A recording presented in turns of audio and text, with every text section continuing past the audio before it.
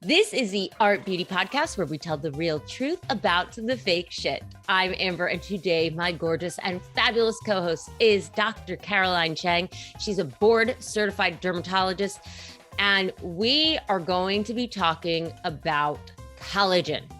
We've all heard it. A lot of us take it. So we're going to talk about what it is, some of the facts, some of the fiction, some of the myths, what we need to know, all that good stuff. Dr. Chang, sorry, getting real chummy here at first.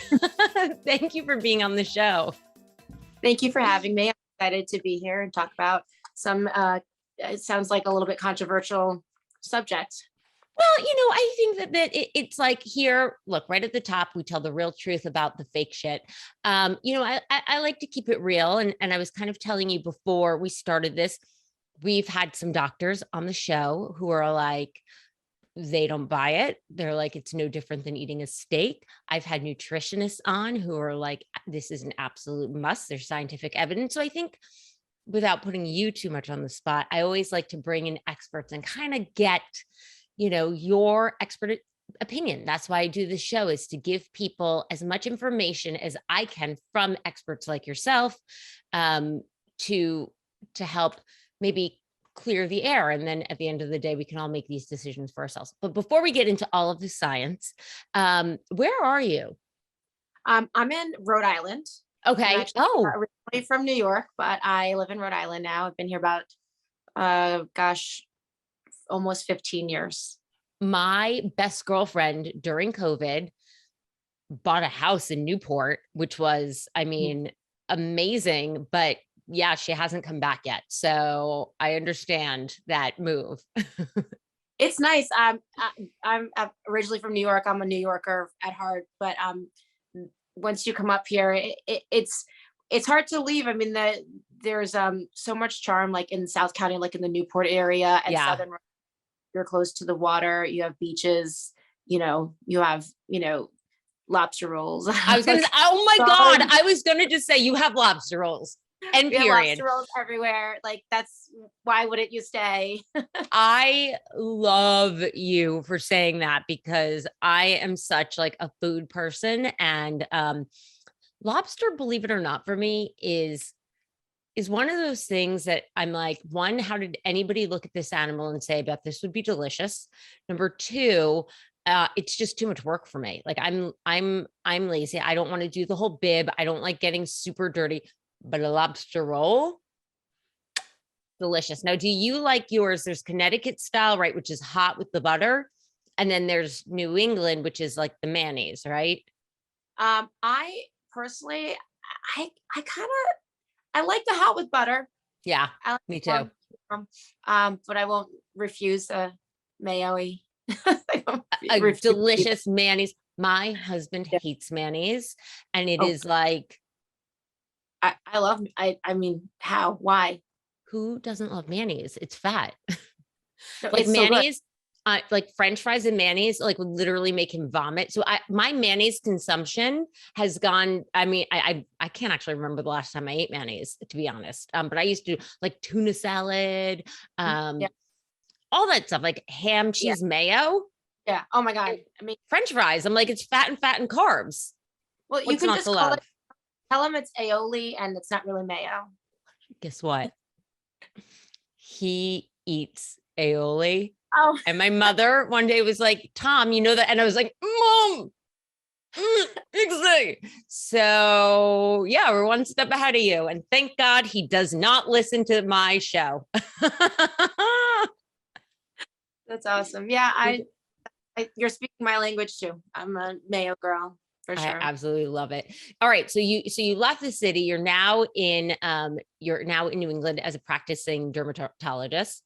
Yeah. So I'm really honored to have you on here today. So today we are talking about, and like I say, keep everybody honest on here. I keep it honest, but I get a lot of PR pitches, right, from different companies. So one of the companies I got a pitch from was Unique. This is a collagen shot. It is a hyaluronic acid shot, which we're going to get into because I had no idea you could take hyaluronic acid.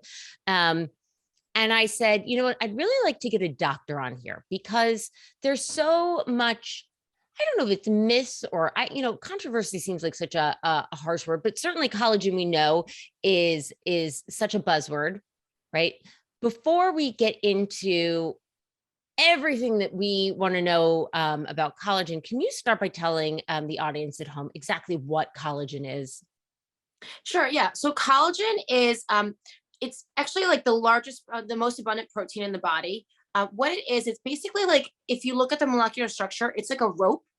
Okay. So if collagen makes fibrils, it's like a triple, three, like three strings wrapped together. Okay. Okay. So basically forms the tensile strength of, anything in your body, for example, bones, muscle fibers, your skin.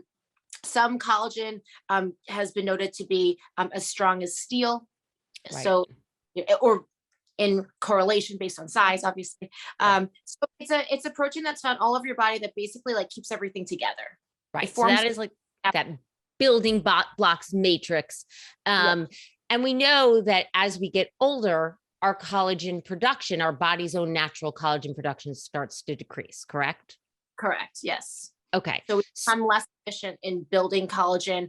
Also, aging UV light damage, at least for the skin, also creates a decrease.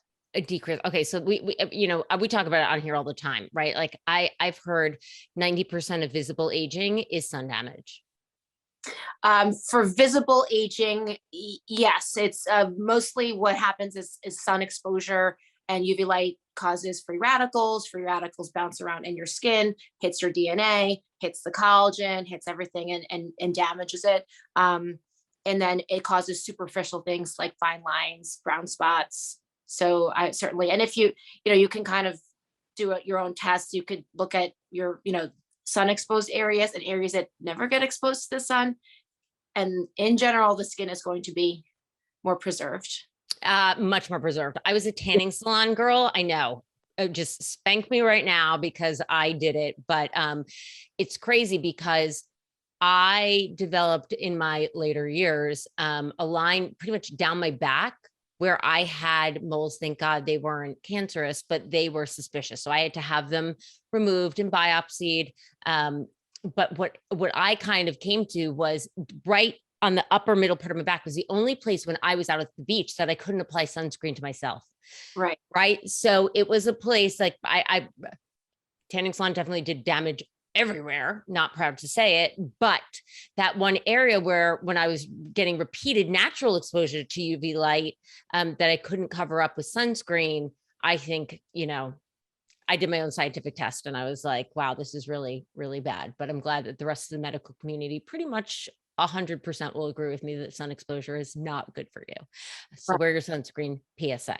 To your point, what we know is like where you get sun, like we actually feel that the number of moles that you have over like in your lifetime is predetermined, but where they pop up is in areas of sun exposure. More or so. More like twin studies.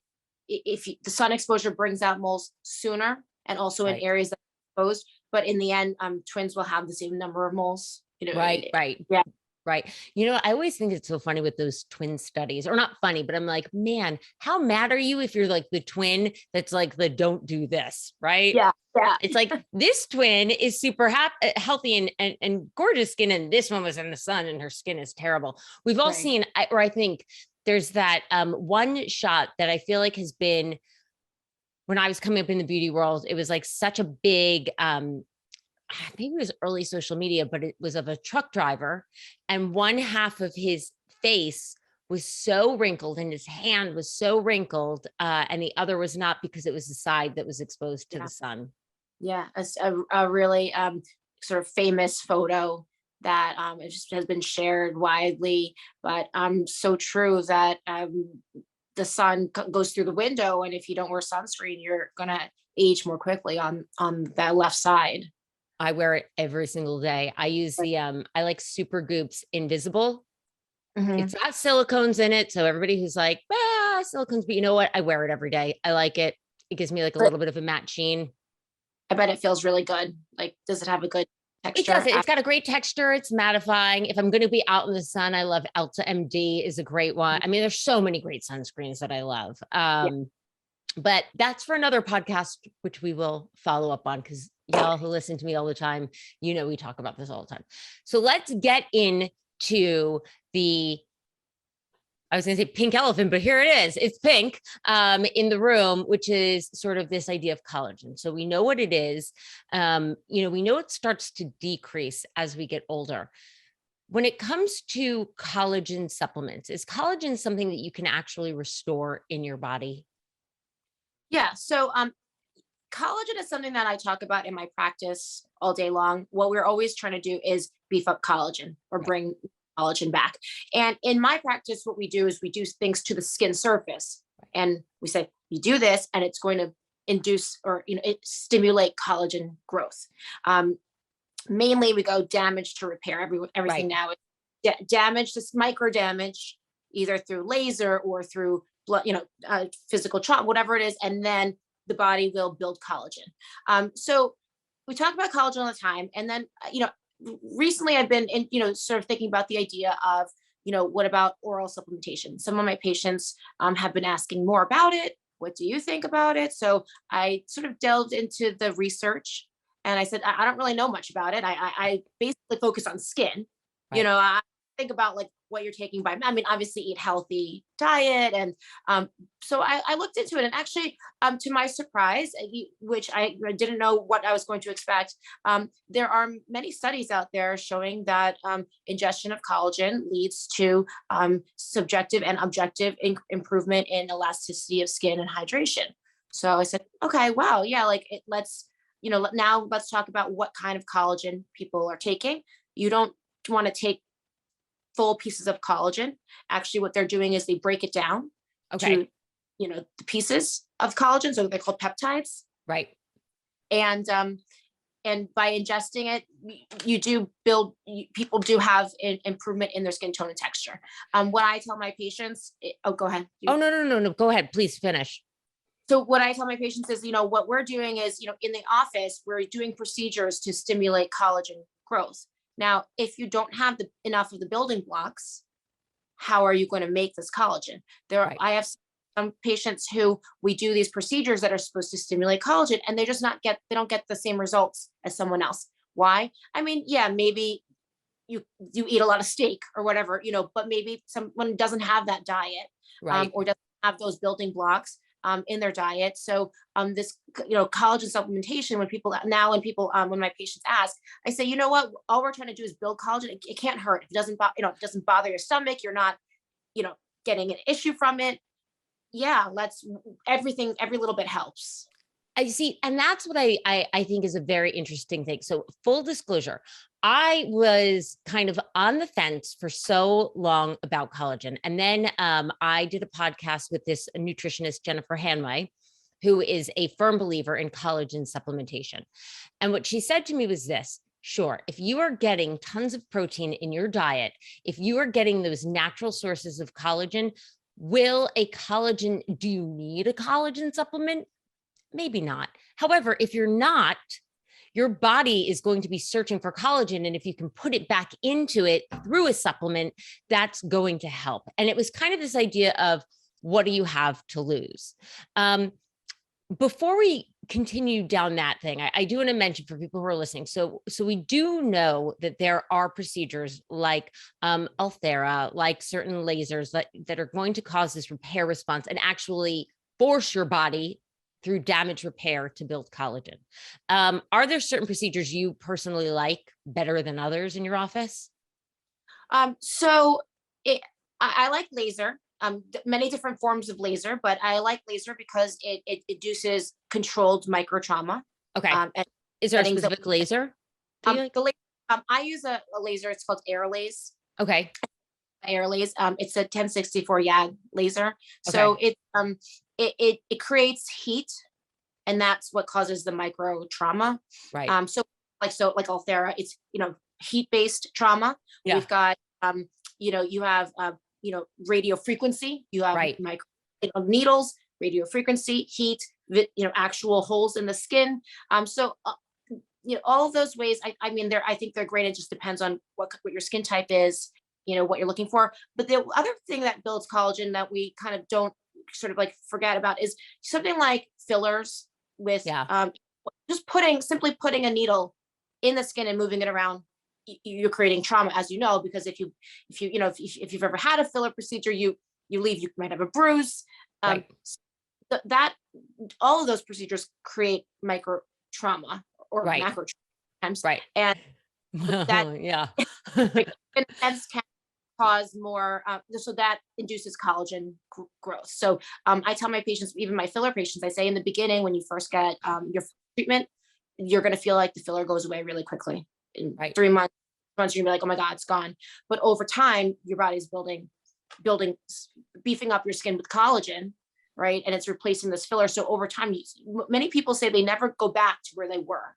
Right, which is so true. One of the things that I always kind of giggle about is like, if somebody's had filler, like let's say in the lips, and you like it the next day, then honey, you didn't do enough, because you're going to swell and it's going to go down. And on the flip side, if you have filler for the first time and you wake up the next morning and you say, oh my God, take a deep breath, because a lot of that can be the swelling, like you said, micro trauma from needles.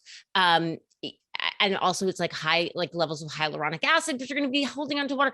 The swelling will go down. It settles. So, and a little tip on that is if you ever have any procedure, whether it's like a laser or something, sleep with your head elevated.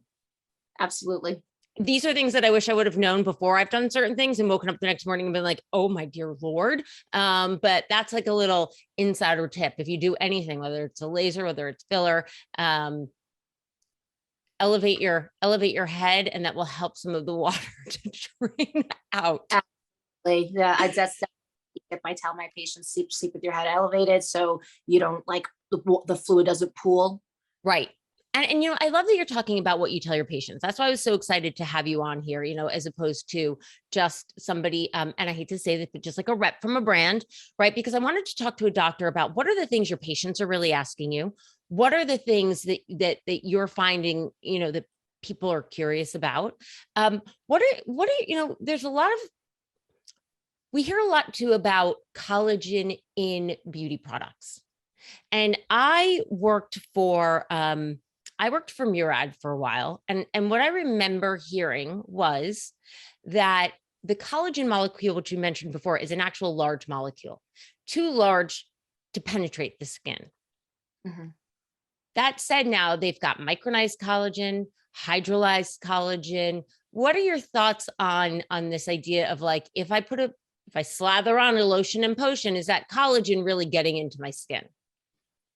So I think the collagen molecule is too large. Even peptides, even the pieces are too large to penetrate through the skin.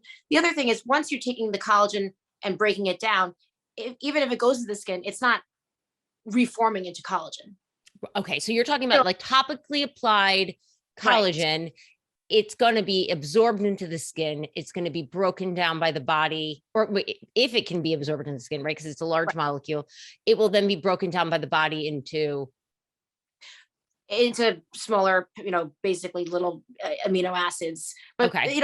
It can make it small enough to get through the skin, right?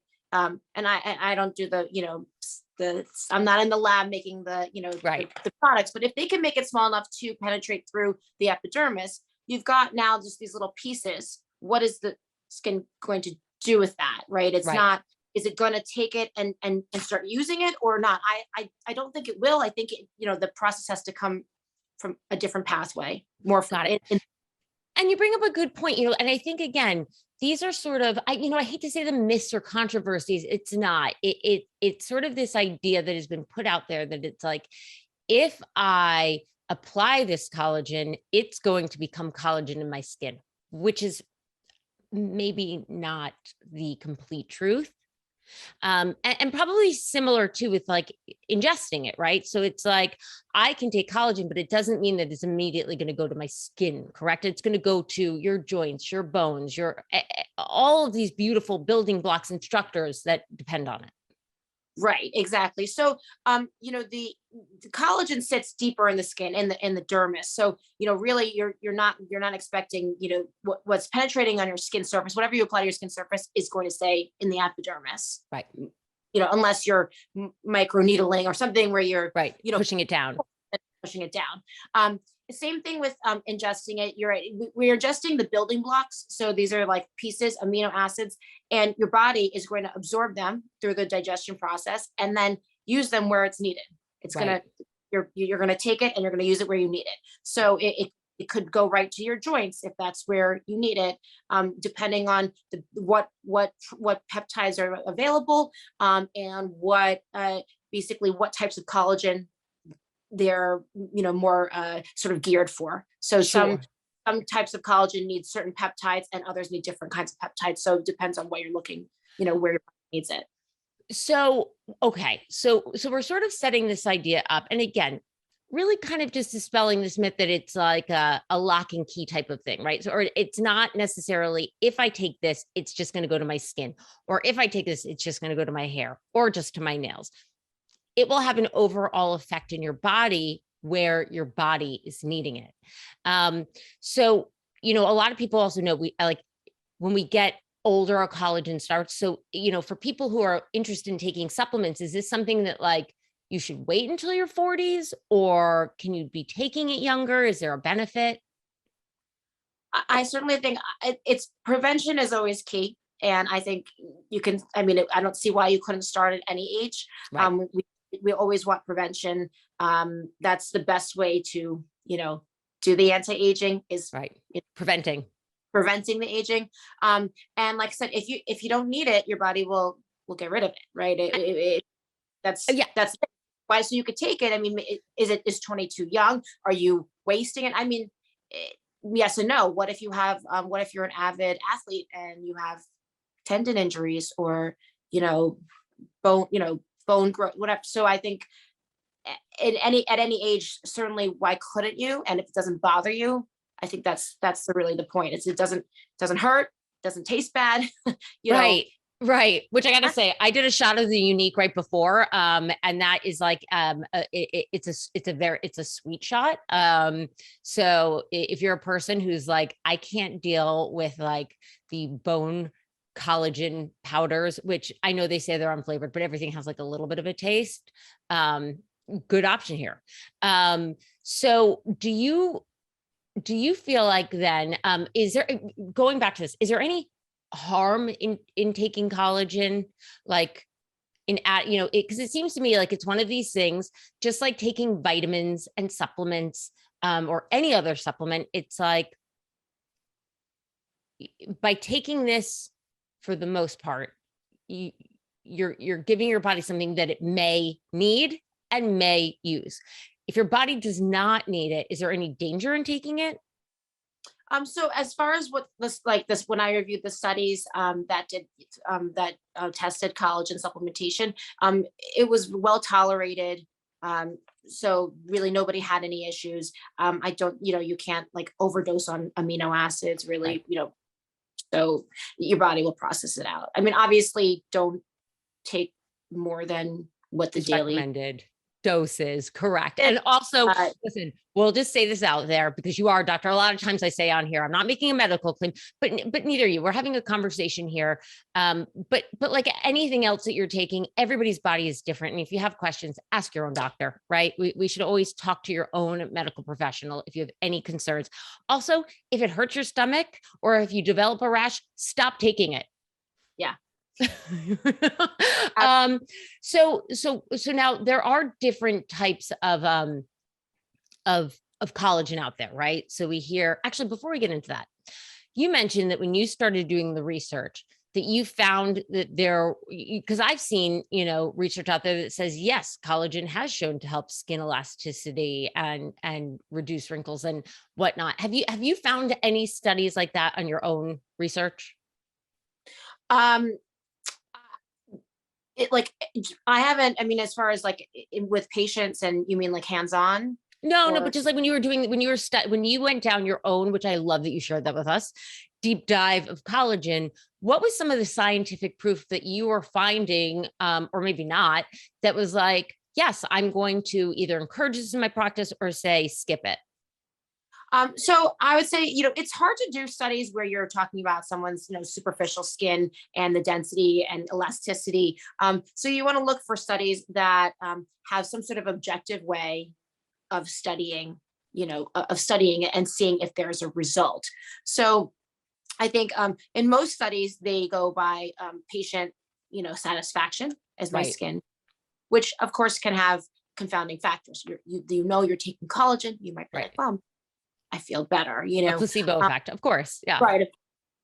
So there were a few studies that did measure, that did have more close measurements like of the skin and imaging of the skin that did show increase in collagen. So based on all of that combined, I in my practice, um, I- I'd say it's not like I don't jump right off the gun and say like to a new patient, hey, you should start doing collagen too.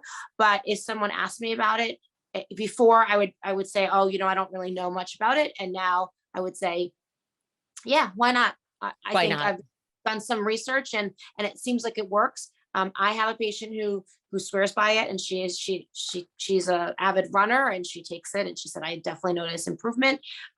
So I think I always say now, I would say, it can't hurt to try. And as long as you find one that, doesn't bother your stomach and tastes okay. And, I mean, you don't take one that is, tastes bad. Is Fine. horrific. Right. Yeah. I mean, I've tried them all. And I think it is a really personal choice here, right? So for me, I like to mix it in the morning in my overnight oats. I have oatmeal every day. It just works for me. I do it with like a little bit of almond milk, and that just keeps everything going. And I started adding in a scoop of unflavored collagen protein powder because one, that slight taste was masked. And, I was kind of this idea, why not? And then I swear, and this is like not being paid for or sponsored, but I was like, I felt like my hair just looked a little shinier. I felt like my nails looked better. I felt like I felt better, but who knows? Who knows if it's like, I can't say if then, because I take a ton of supplements. But that's why I like having doctors like yourself on, right? So, and that was the point of this podcast is I feel like you're really setting us up for realistic expectations, of what we can expect. In your opinion, and maybe I hate to be on the spot because you're not a lab formulator, as you mentioned, but is there a difference? We hear so much about marine collagen, micronized collagen, hydrolyzed collagen. Like, is there one that is maybe better than the other? Yeah, so there were studies comparing different types of collagen from different sources, and from what I researched, so there's from like bovine, there's like Right. from cow, there's from animals, there's from fish, and or marine life, and the marine collagen was shown to have, first of all, the type of collagen is more similar to skin collagen. Okay. Okay. So if you're sort of like, if you take cow, like bovine collagen, that might be better for like joints or a different source, Got it. based on what structures are. So the marine collagen is, in the studies, what I read is that it's a smaller molecule, so it's more easily absorbed. Okay. And it also has the building blocks that the skin needs. Got it. Okay. Now I take, oh my gosh, what is it called? Viviscal. And Yeah. Viviscal is like totally based on, marine peptides, AKA, I swear by it. Does it work? I don't know, but I swear by it. I mean, I feel like my hair is feeling healthy and strong. So again, all of the stuff that we're putting on here, we're presenting information, but I love that we're saying here, like, I don't know that there's a definitive yes or no. But it seems to me like at the end of the day, it can't hurt to add it in. Absolutely. So, So I was surprised because again, I was pitched by Unique and I wanted to bring on a doctor. Here's the Unique. It is a liquid collagen shot. I was really surprised. I have worked 1,000 years in beauty.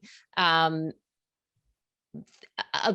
they have hyaluronic acid in here. Right. I had no idea you could take hyaluronic acid.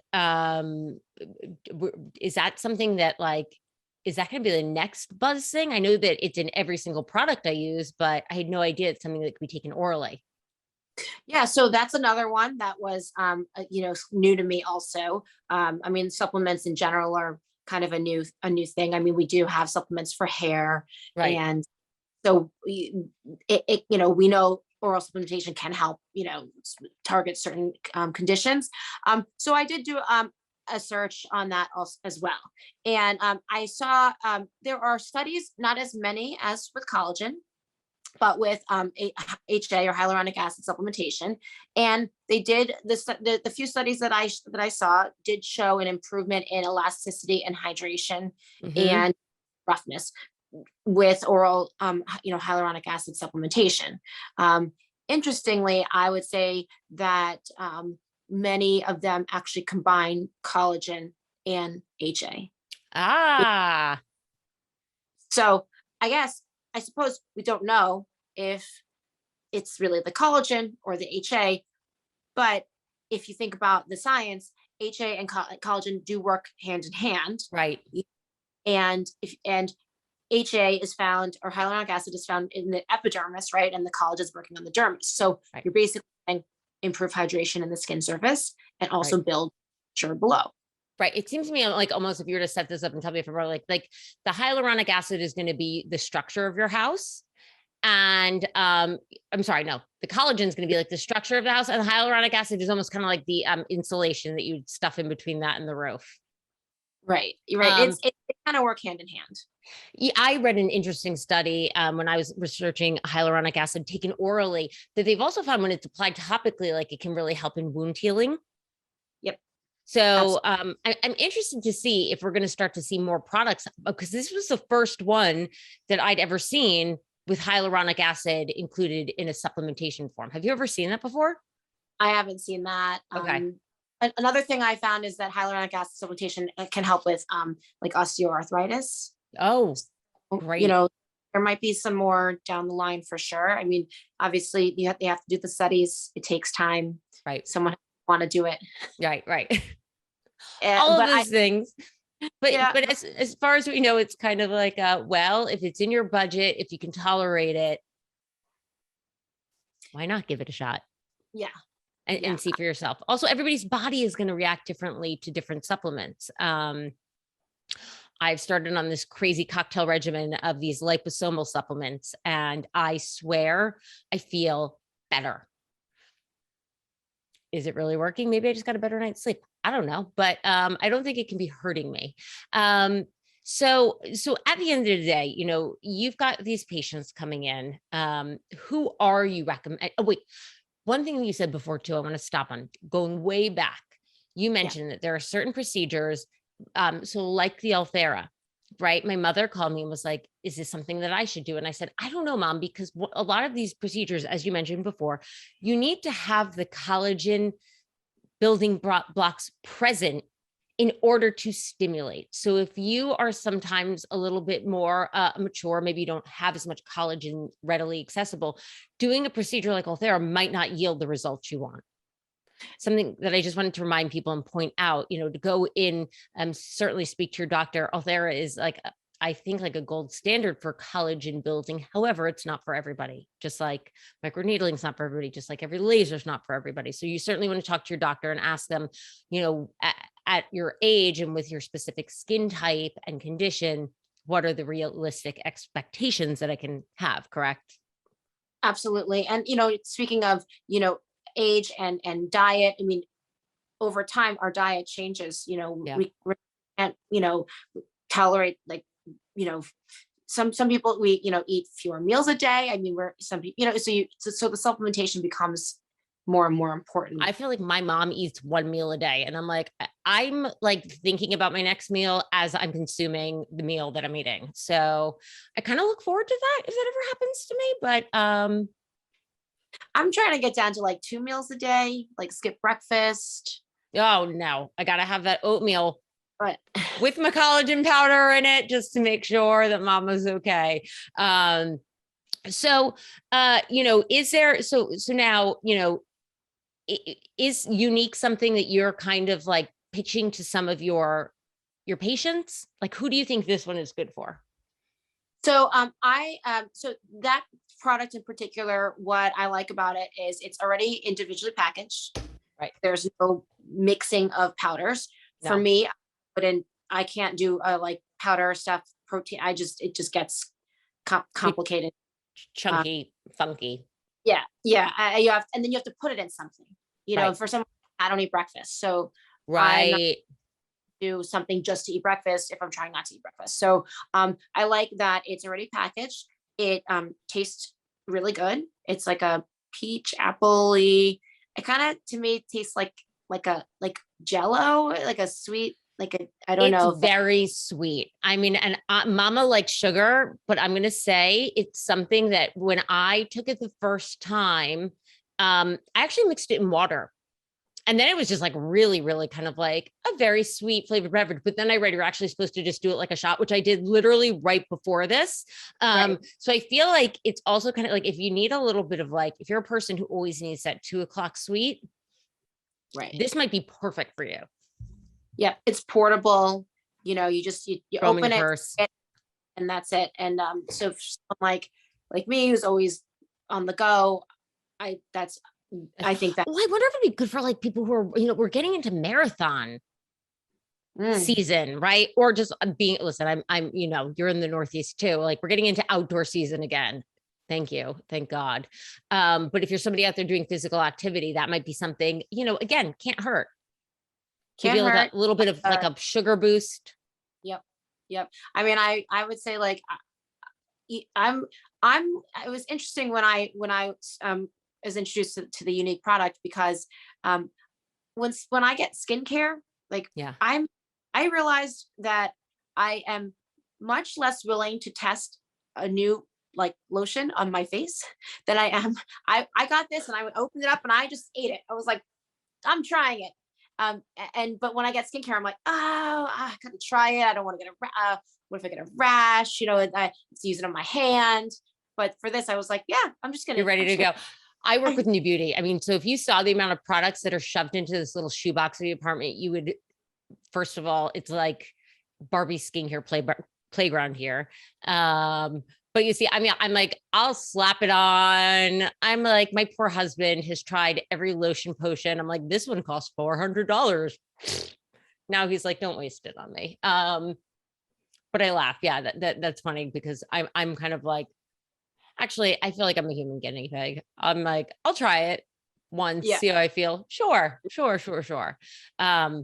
But yeah, I'm really glad that you came on. Thank you today, because I do think it's like, I don't know if it's information or misinformation or myth. And I do think that like collagen, it is a buzzword, right? So make sure, you can always go and do your own Googling of this. There are studies that will show that it helps in some ways, but I think at the end of the day, it's a really personal choice. There's a lot of options out there. So it's nice to have a doctor who comes on and says, okay, like I tried this and I like this one. Yeah. For me. And yeah. It's super important. Like something I've learned over the years in practice is, nothing's ever cut and dry. Right. You leave training and you're like, this is it. Whatever's in the text is the word, and your patient will say, well, I have this, and I'm like, well, you know what, that's not what's in the textbook, so it's probably not that. And over the years, my perspective has changed a lot. And I think at this point my philosophy is like, maybe the studies don't show it, or maybe that's not what's in the textbook, but you are your own person. Right. And be something that, works for you, or that could be an issue that is caused by you. Like, or something like, when I eat, when I eat greasy foods, I get a pimple, like they did studies, like there, nothing has been particularly shown to, but maybe for you, that is the case. Right. Maybe it's that you're stressed, but either way, I think having a more open mind, and if it doesn't bother you, go ahead. And if, you feel strongly that something that you take works, or something that you do causes a rash, or, who am I to say it's definitely not true, because everyone is different. So that's a, What? perspective that I've taken over the years. Coming from a doctor, thank you. I feel like what you're saying is like, at the end of the day, you need to be your own best medical advocate.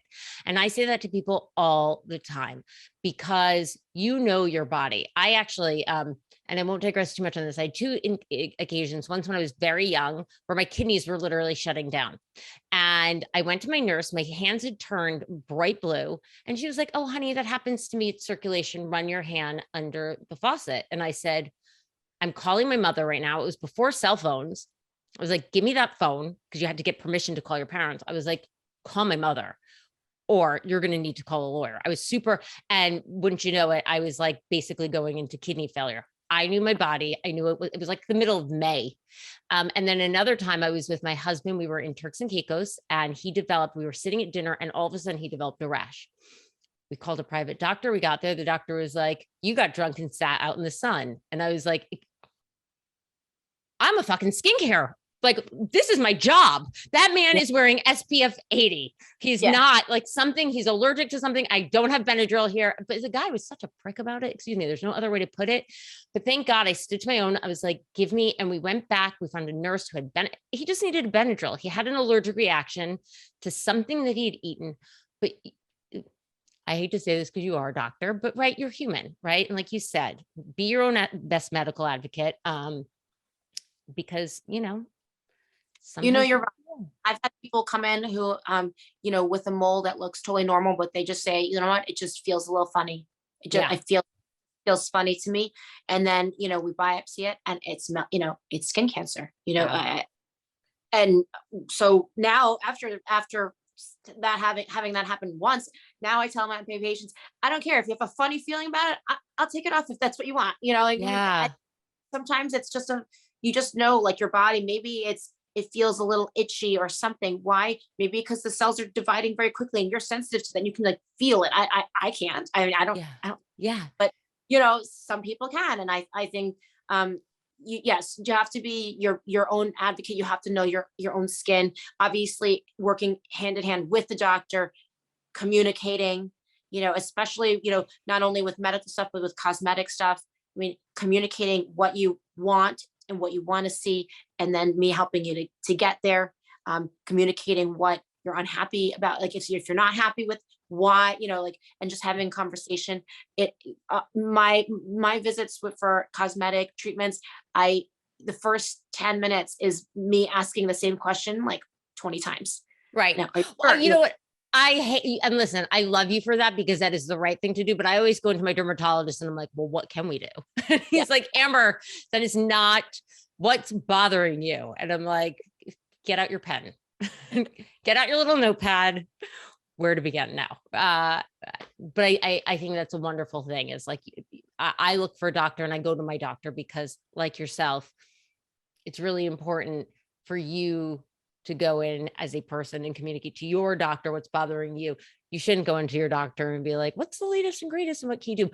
Once the doctor knows that there's something bothering you, then they can fill that in. But or if someone says, if you're a longtime patient, you might say, "Okay, let's do this today, but let's do this." And I know kind of what you're looking for, but sure. Yeah, just knowing you, and everyone's different, and I'm just, I've gone from, "Oh, all that doesn't work," or whatever it is, to, what?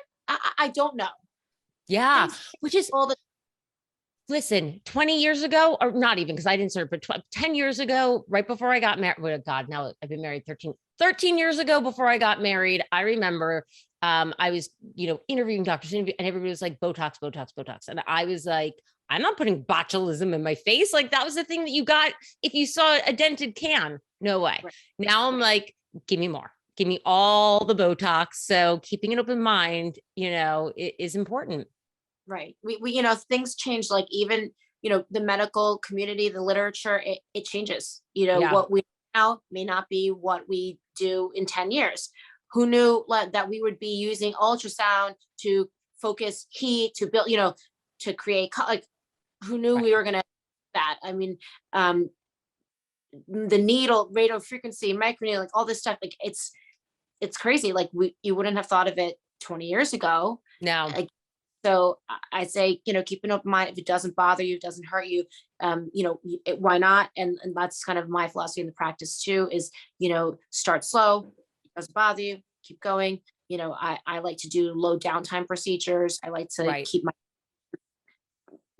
patients want to like do stuff and like keep going with their day, so that. Yes. So it's just, I love that philosophy. Keep an open mind.